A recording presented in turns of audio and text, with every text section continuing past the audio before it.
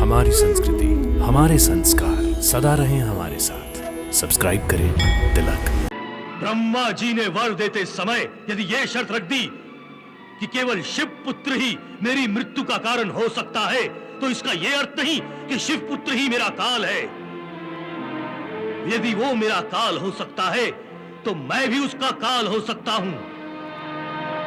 वरदान देते समय ये कभी नहीं कहा ब्रह्मदेव ने कि मैं शिव पुत्र का वध कर सकता हूं या नहीं कर सकता।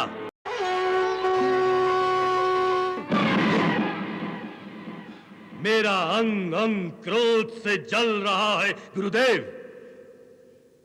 मैंने जीवन में सदा सफलता को मुंह चढ़ाया है, परंतु गंगा मैया यदि इसी प्रकार मेरे मार्ग में आती रही तो मुझे क्रोध नहीं राजन,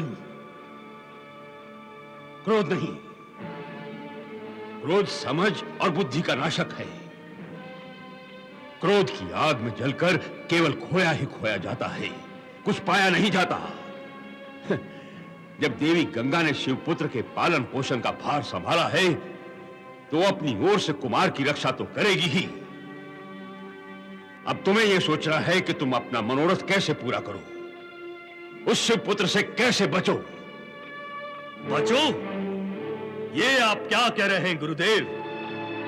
ब्रह्मा जी ने वर देते समय यदि यह शर्त रख दी कि केवल शिव पुत्र ही मेरी मृत्यु का कारण हो सकता है, तो इसका यह अर्थ नहीं कि शिव पुत्र ही मेरा काल है।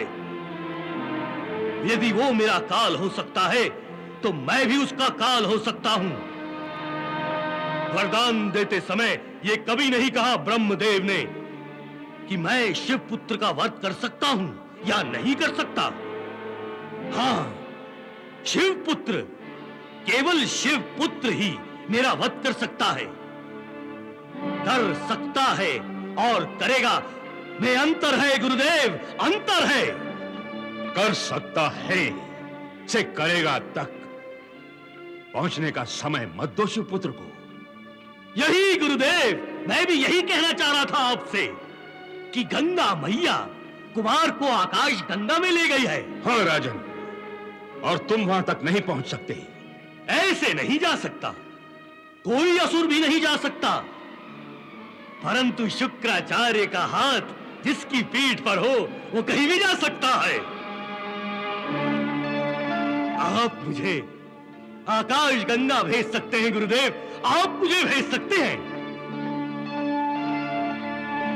हाँ राजन, यदि तुम अपने शत्रु का नाश करने में सफल होते हो तो मैं अपने अर्जित तपोबल की शक्ति देकर आकाश गंगा अवश्य भेज सकता हूं, अवश्य।